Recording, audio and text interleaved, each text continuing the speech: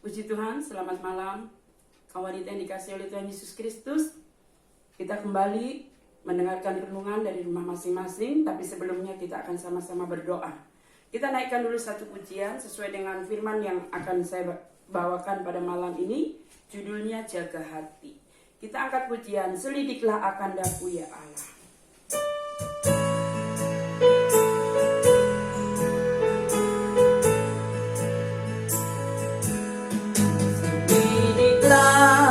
Akan daku ya Allah, ketahuilah akan hatiku, ujilah akan daku dan ketahuilah akan segala kepikiranku.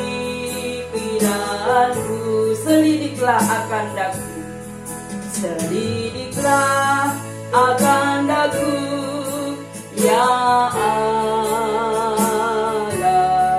ketahuilah akan hatiku,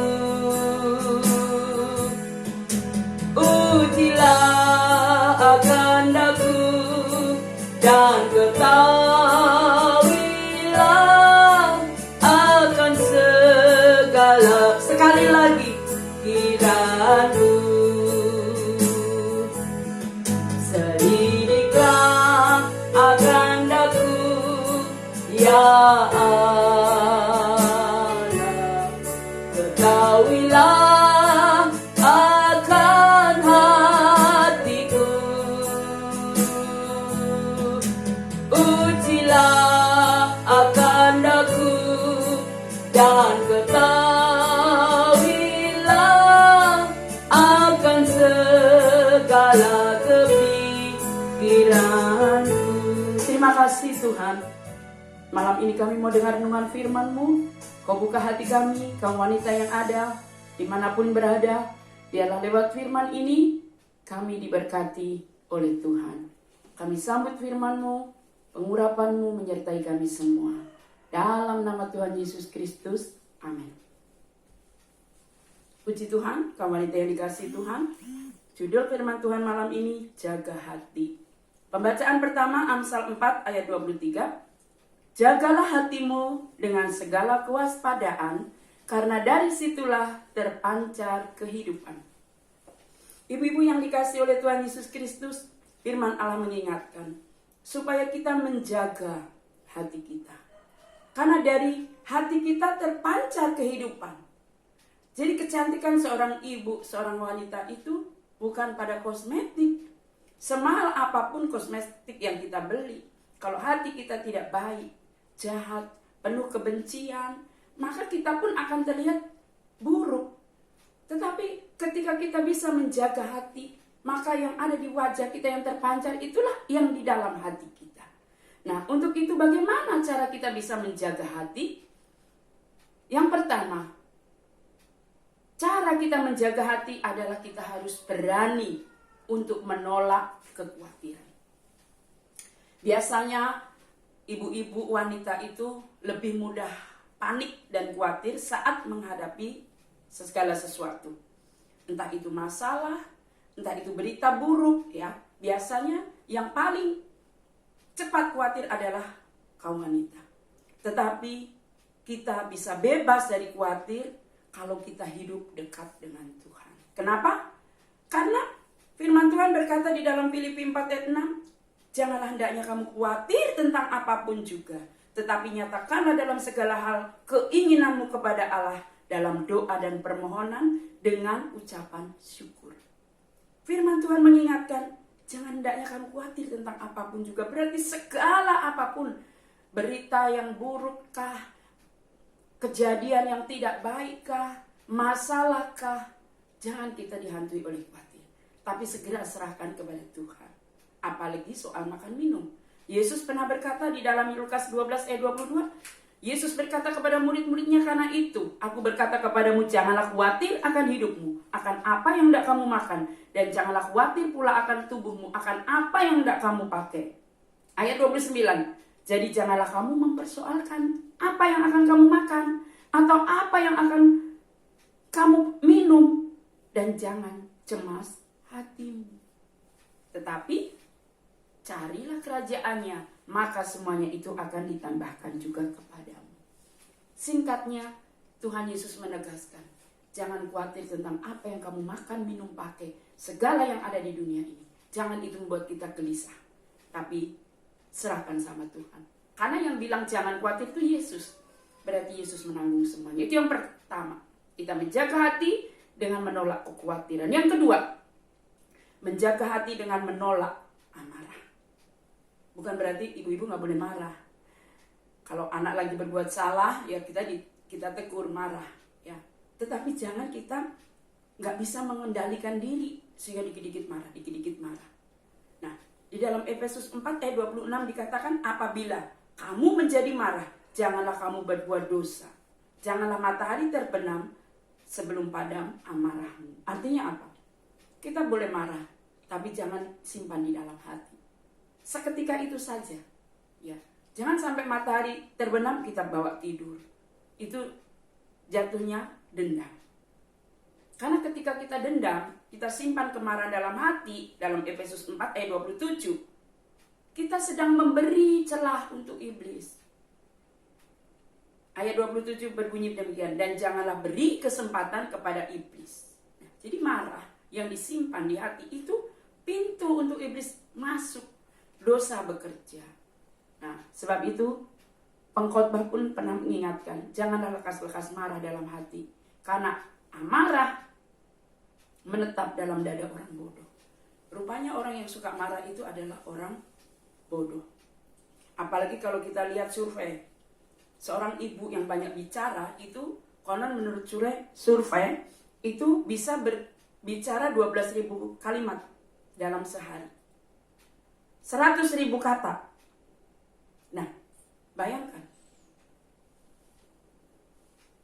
apa yang kita ucapkan dalam sehari itu. Apakah kita lebih banyak mengucapkan berkat, memuji Tuhan, berdoa, atau sebaliknya? Kita lebih banyak mengucapkan gosip, kemarahan, sehingga melukai, menyakiti hati orang-orang di seputar kita. Nah, jadi mari kita mau jaga hati dengan apa? Menolak kemarahan. Yang ketiga, tolak rasa tidak puas. Ibu-ibu biasanya kalau wanita itu maunya menuntut yang sudah rambutnya begini, pengen yang lebih bagus lagi, lebih bagus lagi, lebih bagus lagi. Nah, saudara, firman Tuhan mengingatkan, kalau kita merasa tidak puas itu kita berarti tidak bersyukur. Sedangkan Alkitab berkata 1 Tesalonika 5 ayat 18, mengucap syukurlah dalam segala hal. Sebab itulah yang dikehendaki Allah di dalam Kristus Yesus bagi kami. Jadi mari kita mau belajar untuk selalu mengucap syukur.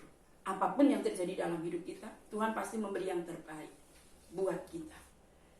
Jaga hati dengan cara menolak rasa tidak puas. Jadi belajar bersyukur. Kalau kita punya lauk, tahu, tempe, ingat masih ada orang yang tidak ketemu nasi aja tidak. Jadi kita bersyukur, selalu bersyukur. Yang keempat, bagaimana cara kita menjaga hati kita? Tolak iri hati. Sebelah beli kulkas baru, Pak, sebelah sudah beli kulkas baru, beli mobil baru. Nah, kadang-kadang memang ya, ibu-ibu wanita itu rentan ya dengan hal-hal yang seperti itu. Belum dikomporin. Kan kalau ketemu satu dengan yang lain, jadi panas pembicaraan. Itulah yang disebut gosipnya. Tapi malam hari ini firman Tuhan katakan di dalam Yakobus 3:16, sebab di mana ada iri hati dan mementingkan diri sendiri, di situ ada kekacauan dan segala macam perbuatan jahat. Nah, agar hati kita tidak jahat, mari jangan kita simpan atau jangan kita memiliki sifat iri hati. Kain dia pernah iri terhadap adiknya Habil. Dan di dalam iri itu, betul kata Yakobus, mementingkan diri sendiri. Lalu ada kekacauan dan segala perbuatan jahat. Akhirnya Kain, sifat irinya itu membuat dia membunuh adiknya, yaitu Habil. Jadi saudaraku yang saya kasih, kaum wanita di dalam Tuhan, mari kita mau memiliki hati yang tenang, bukan hati yang iri. Amsal 14 ayat 30, hati yang tenang menyegarkan tubuh, tetapi iri hati membusukkan tulang. Artinya, kalau kita punya sifat iri hati, bukan hanya hati kita yang kotor, tapi tubuh kita pun akan jadi sakit-sakitan. Penyakit akan mudah datang. 5. Bagaimana cara menjaga hati? Tolak depresi. Nah, depresi itu sangat dekat sekali ya dengan kehidupan setiap kita ibu-ibu kaum wanita. Kenapa? Karena hidup kita ini kan bukan hanya lelah oleh pekerjaan, lelah mengurus anak, tetapi fisik lelah, pikiran pun lelah. Memutar uang belanja, uang sekolah, bayar listrik, semua ya ada di tangan ibu-ibu. Jangankan kaum wanita, pemazmur sebagai raja yang banyak pekerjaannya, mengatur rakyat, mengatur keluarga, dia pun pernah depresi. Sampai-sampai dia tuangkan itu di Mazmur 6 ayat 7. Lesu aku karena mengeluh. Loh, Mazmur aja pernah mengeluh. Tiap malam aku menggenangi tempat tidurku dengan air mataku. Aku membanjiri ranjangku. Waduh, begitu depresinya ya pemazmur saat itu. Tetapi syukur kepada Tuhan. Karena dalam ayat 9 sampai 10 akhirnya dia datang kepada Tuhan, air matanya ditujukan kepada Tuhan. Dan ayat itu berkata, Tuhan mendengar tangisku dan Tuhan mendengar permohonanku. Artinya saat kita depresi, mari kita mau datang kepada Tuhan. Ya, kita mau minta kelegaan yang daripada Tuhan. Matius 11 ayat 28, Yesus berkata, mari kepadaku, hei engkau yang letih lesu dan berbeban berat, aku beri kelegaan kepadamu. Jadi tolak depresi dengan cara datang kepada Yesus. Pemazmur pun 3 kali dia berkata di dalam Mazmur, dia berkata apa? Mengapa engkau tertekan, hei jiwaku? Dan mengapa engkau gelisah di dalam diriku? Berharaplah kepada Allah, sebab aku bersyukur lagi kepadamu. Pertolonganku, ya Allahku. Jadi, ibu-ibu yang dikasih oleh Tuhan Yesus Kristus, kalau kita mau menjaga hati, hindari depresi. Caranya, datang kepada Tuhan. Yang keenam, untuk bisa menjaga hati, kita harus bisa menolak sakit hati. Sakit hati itu sangat rentan ya buat ibu-ibu kaum wanita. Karena di dunia ini banyak orang yang sengaja memang ingin menyakiti hati sesamanya. Tapi dalam kisah Rasul 8 ayat 23 di sana berbunyi, sebab kulihat bahwa hatimu telah seperti empedu yang pahit dan terjerat dalam kejahatan. Ternyata hati yang pahit itu menjerat seseorang juga dalam kejahatan. Jadi hatinya jadi jahat. Seperti empedu itu kan pahit. Kepahitan itu juga bisa tumbuh, memiliki akar, menimbulkan kanker. Nah, kanker itu kebanyakan kan disebutkan oleh apa? Kepahitan, sakit hati. Nah, kalau kita mau bebas dari itu semua, jaga hati. Jangan hidup dalam kepahitan. Terakhir, untuk menjaga hati kita harus menolak perasaan tidak berdaya. Oh, aku kan wanita, perasaanku peka, gak berdaya, lemah. Saudara, wanita yang ditebus oleh darah Yesus bukan wanita yang lemah. Tapi kita bisa melakukan segala perkara karena Tuhan yang menyertai kita. Karena apalagi Roh Kudus sudah memberi kita kuasa. Filipi 4 ayat 13 ayat terakhir, segala perkara dapat kutanggung di dalam Dia yang memberi kekuatan kepadaku. Puji Tuhan kawan yang dikasih Tuhan. Mari kita mau tetap jaga hati kita supaya hidup kita sehat, diberkati Tuhan. Kita akan sama-sama tutup di dalam doa. Terima kasih Tuhan buat firman-Mu. Hamba-Mu selesai berbicara, tapi biar Roh Kudus terus berbicara sehingga kami kaum wanita boleh terus menjaga hati kami untuk hati yang bersih sehingga terpancar kehidupan dari wajah kami. Dalam nama Tuhan Yesus Kristus kami berdoa mengucap syukur. Amin.